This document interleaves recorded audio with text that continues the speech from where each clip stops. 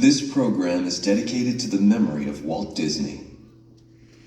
In 1971, his love for America inspired the creation of the Hall of Presidents, a place to celebrate the optimism and goodwill he saw at the heart of the American story.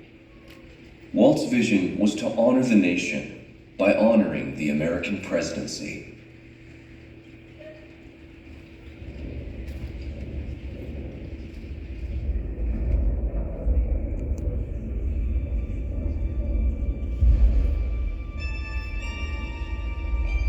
It is 1783, and the smoke is clearing in the wake of the Revolutionary War.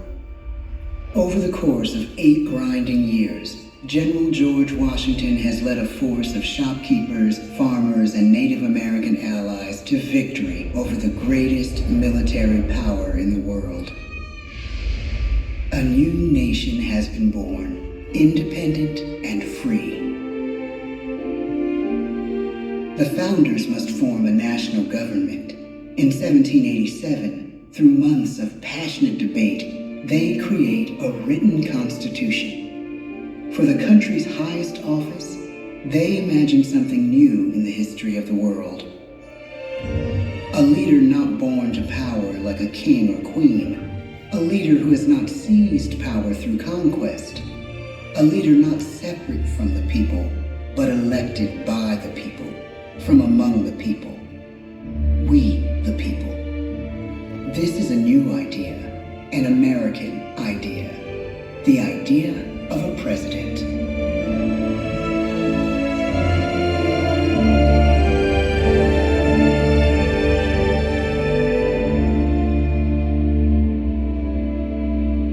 The people don't know exactly what a president will be, but there is little doubt who it will be. George Washington's stature and bearing have marked him as a leader. His integrity has made him a great one. Washington knows that many generals who have led successful revolutions make themselves dictators or kings. Instead, he steps down from power and retires to his home, Mount Vernon. The world takes note, and George Washington becomes the symbol of American ideals. In the first presidential election, it's Washington by a landslide. The only doubt seems to be his own. He writes, "Integrity and firmness is all I can promise. Integrity and firmness is exactly what we need." Everything he does as president will set a model for his successors. His final act may be the most important of all. After 2 terms, with no term limit in the Constitution and amid overwhelming support to stay in office, he steps down once again and hands power back to the people. He wants us to speak, to elect a new president. During the early years of the Republic, we choose leaders as different as Thomas Jefferson, John Adams, and Andrew Jackson. Elections are often bitter.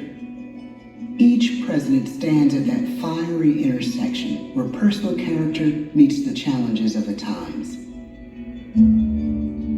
Some call the presidency a glorious burden. Jefferson calls it a splendid misery. We, the people, must choose well. We elect 15 presidents before the course of history brings us to the edge of a crisis like no other. A nation born of freedom still permits slavery. As the country pushes west, will new states be slave or free? The question produces bitter conflict. The issue rocks the election of 1860 and brings Abraham Lincoln onto the national stage. The tall, lanky, some say uncouth candidate from Illinois is a master of words at a time when speeches are printed in full for people to read. A house divided against itself cannot stand, he has said. With Lincoln's election, the House does indeed divide. Civil War. 11 states secede from the Union. The war becomes a defining passage in the American story. The president's own inner strength and depth of character changed the course of history. Lincoln had come up the hard way on the American frontier, desperately poor, with less than a year of formal schooling. His early years were scarred by tragedy, the death of his mother, his sister, his first love. He struggles with depression, but never loses his determination to rise above it. He once said he's driven by a desire to leave the world a little better place for having lived in it. The war rages. Lincoln fights to preserve the Union and end slavery. Neither is a sure thing. At Gettysburg, Pennsylvania, 6 months after one of the bloodiest battles of the war, the president dedicates a cemetery to the thousands of soldiers who died there, in words we can never forget.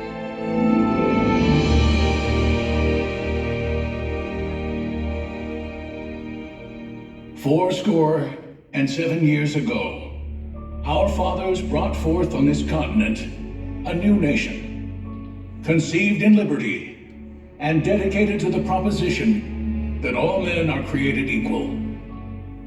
Now we are engaged in a great civil war, testing whether that nation or any nation so conceived and so dedicated can long endure. We are met on a great battlefield of that war. We have come to dedicate a portion of that field as a final resting place for those who here gave their lives, that that nation might live. It is altogether fitting and proper that we should do this. But in a larger sense, we cannot dedicate, we cannot consecrate, we cannot hallow this ground. The brave men, living and dead, who struggled here, have consecrated it far above our poor power to add or detract. The world will little note, nor long remember what we say here, but it can never forget what they did here. It is for us, the living, rather, to be dedicated here to the unfinished work, which they who fought here have thus far so nobly advanced. It is rather for us to be here dedicated to the great task remaining before us, that from these honored dead, we take increased devotion to that cause for which they gave the last full measure of devotion. That we here highly resolve that these dead shall not have died in vain, that this nation, under God, shall have a new birth of freedom, and the government of the people, by the people, for the people, shall not perish from the earth. The blood of over 500,000 Americans is spilled in this Civil War. President Lincoln's enduring hope is to give true meaning to the sacrifices of so many, to lead us to that new birth of freedom. With the end of the war and the end of slavery, a new birth truly begins. As we roll toward the 20th century, settlers roll west on wagon wheels and railroads connect the nation coast to coast. Millions of immigrants pour in from Europe and Asia. Population doubles. Our economy triples. Our standing among nations rises. We need presidents who can lead both at home and abroad. At the same time, a young Theodore Roosevelt is retreating from New York politics and personal tragedy. The death of his wife and his mother on the same day in the same house. In the Badlands of North Dakota, he rethinks his life and the life of his country. He returns stronger in body and spirit. His renewed energy is just what his country needs.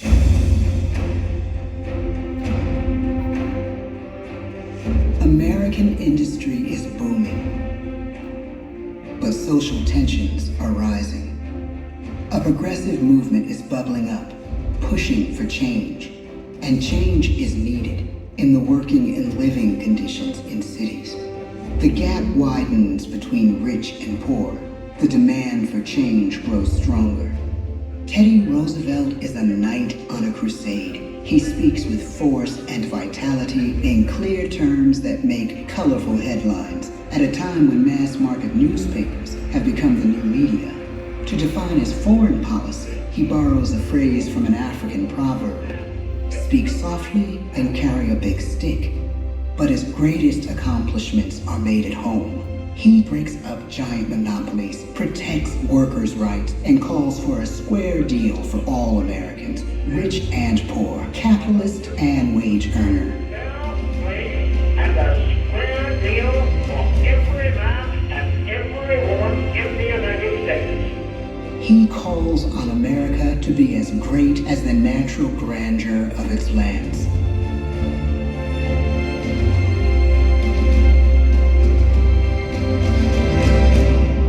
Keep your eyes on the stars and your feet on the ground, he tells us. And we do.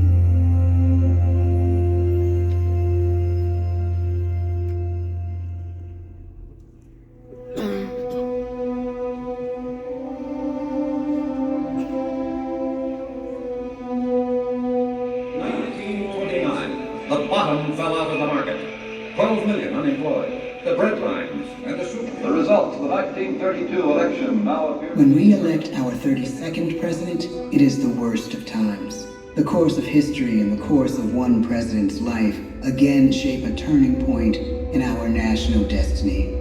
Franklin D. Roosevelt, paralyzed by polio, knows how to restore the faith of a people paralyzed by the Great Depression. I believe in practical explanation and in practical policy. He has found the inner strength his countrymen now need. He speaks to us like a friend, a neighbor. His optimism is contagious, his voice perfect for the latest breakthrough medium, radio. He calls us to believe we have nothing to fear but fear itself. And we do believe. Tonight's attacks on England are perhaps the most widespread of the war in the course of the day. But an even greater challenge dominates his final years in office. The Second World War.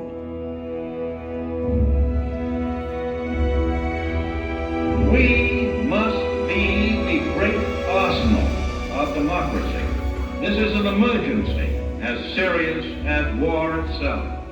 We stun the world with our production. When bombs fall on U.S. troops in Pearl Harbor, he calls us to fight on the war front and sacrifice on the home front.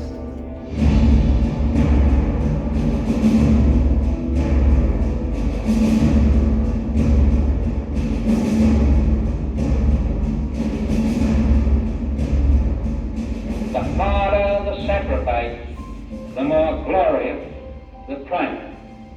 So spoke America in the year 1776.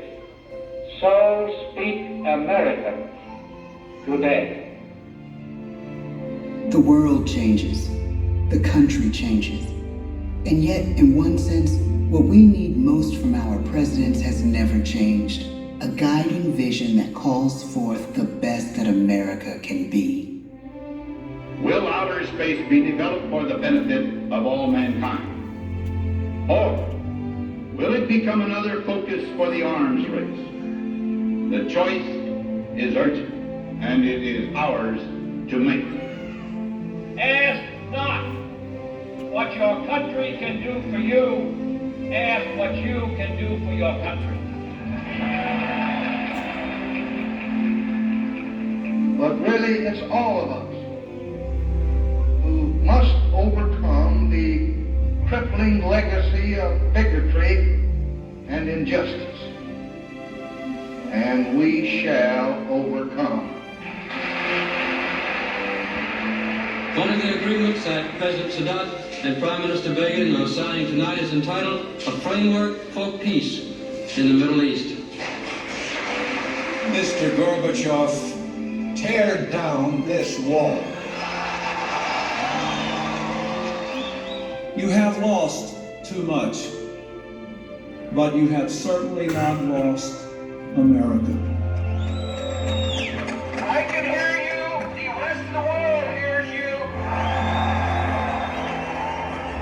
Loving this country requires the willingness to speak out for what is right, to shake up the status quo. That's America. Our presidency is no longer just an idea.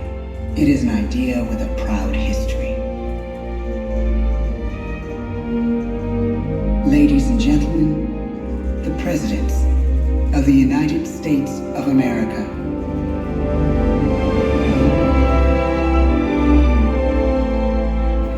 George Washington, John Adams, Thomas Jefferson, James Madison, James Monroe, John Quincy Adams, Andrew Jackson, Martin Van Buren, William Henry Harrison, John Tyler, James K. Polk, Zachary Taylor, Millard Fillmore, Franklin Pierce, James Buchanan, Abraham Lincoln, Andrew Johnson, Ulysses S. Grant, Rutherford B. Hayes, James A. Garfield, Chester A. Arthur, Grover Cleveland, Benjamin Harrison, William McKinley,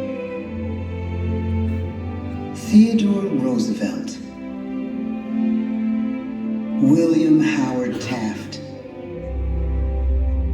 Woodrow Wilson, Warren G. Harding, Calvin Coolidge, Herbert Hoover,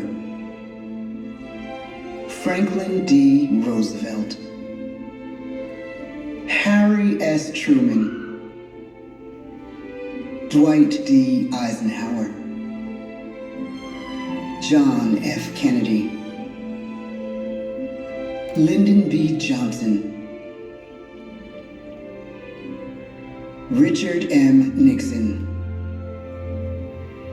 Gerald R. Ford, Jimmy Carter, Ronald Reagan, George Bush, Bill Clinton, George W. Bush, Barack Obama, Donald Trump.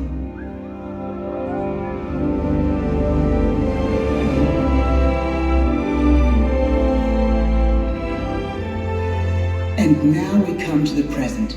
Once again, we place our trust in the idea of a president, as we have from the beginning.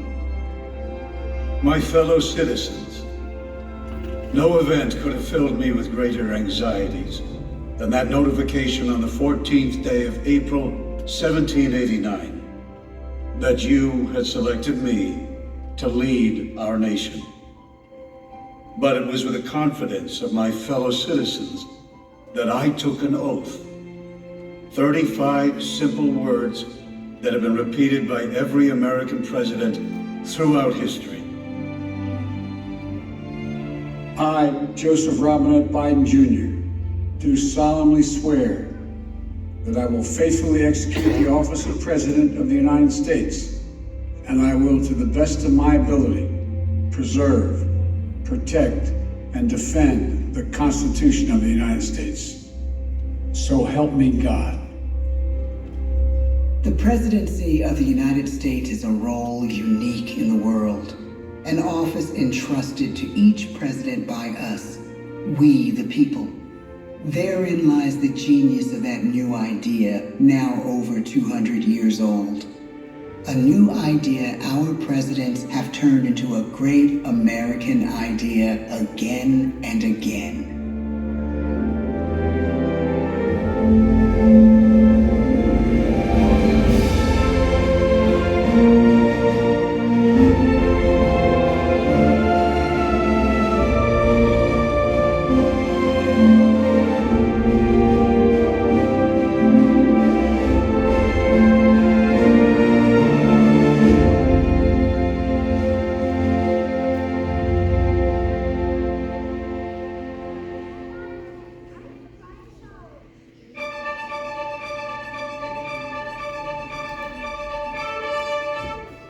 That concludes our presentation.